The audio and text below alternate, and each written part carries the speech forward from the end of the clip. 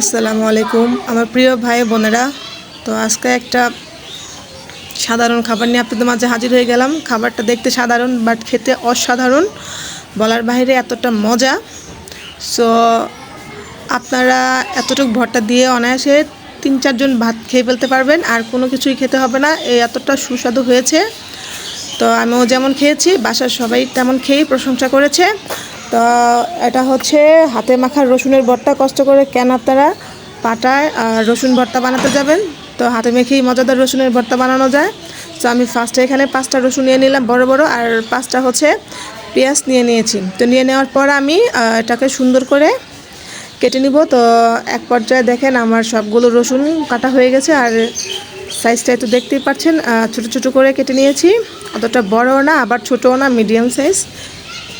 তো কেটে নেওয়ার পরে আমি আবারও সেই পেঁয়াজগুলো সুন্দর করে ছোট ছোট পিস করে কেটে নিয়েছি। তো আপনাদের বোঝানোর জন্য দেখালাম, পেঁয়াজটাও কিন্তু ততটা মোটা হয়নি। সো আমি ফার্স্টে রসুনগুলোকে ভালো মতো করে আমি 2-3 ধোয়া দিয়ে নিলাম।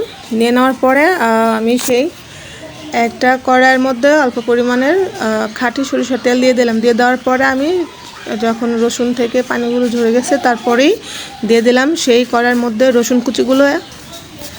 তো দিয়ে দেওয়ার পরে এখানে আমি তারপরে ধুয়ে নিলাম হচ্ছে পেঁয়াজ কুচিগুলো। তো ধুয়ে নেওয়ার পরে দেখতেই পাচ্ছেন এটাও সেম 2-3 বারই ধুয়ে নিয়েছি। নিয়ে নেওয়ার পর এটাকে আমি ভালো করে ছেঁকে নিয়ে তারপরে রসুনের মধ্যে অল্প পরিমাণের দিয়ে দিলাম লবণ। তো লবণ দিয়ে দেওয়ার পর এটাকে আমি ভালো করে নেড়ে চেড়ে নিব, যাতে করে একটা সুন্দর একটা কালার চলে আসে। দেখতেই পাচ্ছেন অলরেডি একটু কালার চলে আসছে। তো চলে আসার পর আমি সেই পেঁয়াজ কুচিগুলো দিয়ে দিলাম। তো পেঁয়াজ কুচি দিয়ে দেওয়ার পর আবার এটাকে ভালো করে নেড়ে চেড়ে নিব। খাবারটা দেখতে সিম্পল হলো কিন্তু খেতে অনেক মজা ছিল।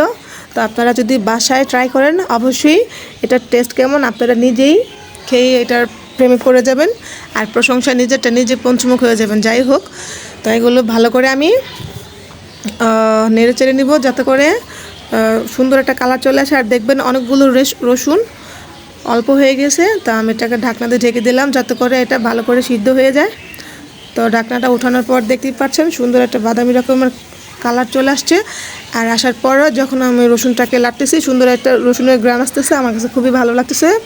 সো কেউ যদি রসুন খেতে ভালো না লাগে এভাবে ভর্তা বানিয়ে খাবেন, শরীরের জন্য উপকার হবে, কোনো গ্যাস্ট্রিক হবে না। কারণ রসুন অনেক উপকার আছে, যার কারণে রসুনটা সবারই কম বেশি খাওয়া উচিত। তো এক পর্যায়ে এটা নাড়তে নাড়তে দেখেন কি অল্প হয়ে গেছে, আর হচ্ছে কালারটাও কিন্তু অন্যরকম হয়ে গেছে, বাদামি কালার। তো আমি এখন এটা রসুনটা পারফেক্ট হলো কি না এটা বোঝার জন্য আঙুলের সাহায্যে এটাকে আমি আলতোভাবে চাপ দিয়ে দেখে নিলাম। তো দেখলাম এটা পারফেক্ট হয়ে গেছে। তো আমি আরেকটু নেড়ে চেড়ে তারপর এটাকে উঠিয়ে নিব। তো আমি একটা পাত্রে রসুনগুলো উঠিয়ে নিয়েছি। উঠিয়ে নেওয়ার পরে আমি সেই কড়াইয়ের মধ্যেই 5-6টা মরিচ টেলে নিয়েছি, যাতে করে ওইখানে ভর্তা বানাতে পারি। সো আপনারা যদি ঝাল বেশি খান তাহলে আর বেশি মরিচ অ্যাড করতে পারবেন, কোনো সমস্যা নেই। আর এগুলো হচ্ছে বিলাতি ধনেপাতা, আমি ছাদ থেকে নিয়ে আসছি।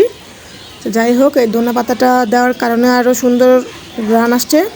তো আমি ধনেপাতাগুলোকে ভালো করে ধুয়ে নিলাম। ধুয়ে নেওয়ার পরে আমি অল্প পরিমাণের লবণ দিয়ে এটাকে ভালো করে মেখে নিব শুকনো মরিচগুলো।